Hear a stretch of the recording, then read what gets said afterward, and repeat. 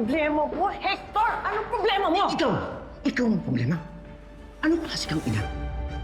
Ano bang pinagsasabi mo, Hector? Sinabi na sa akin lahat ni Yana.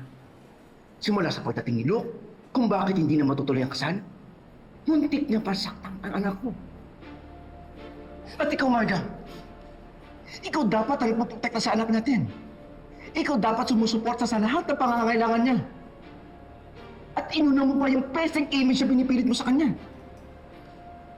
Paano na hindi mo nakita lugmok ang anak natin? Kailangan niya ng kalinga mo bilang ina. Hindi yung pinamumukha mo sa kanya yung pagkakamali niya.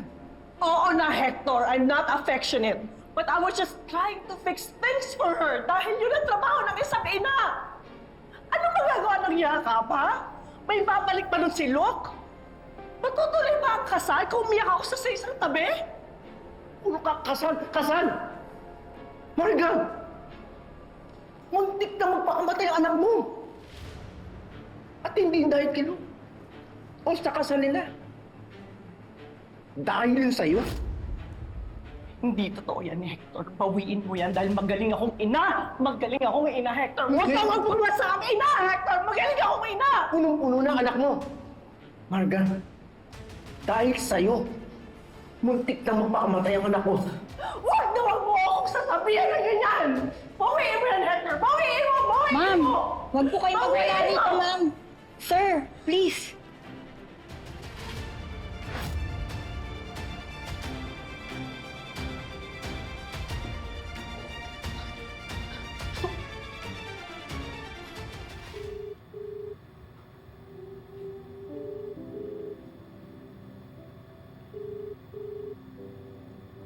Tol, tinatawagan kita.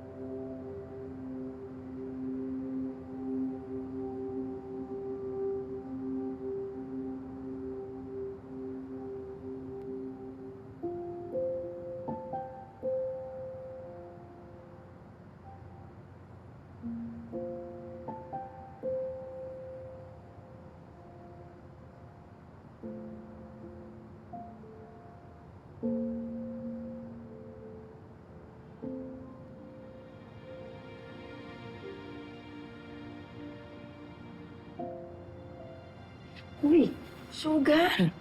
Ano ba ginagawa mo? Sinisilip ko anong tinitignan mo, tita. Nagtutulo kasi ng laway, malalagyan yung unan ko eh.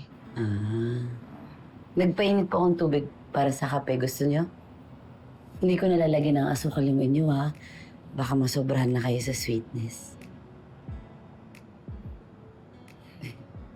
Yan, gusto niyo pong kape? Hindi ako alam. Okay. Thank you ah.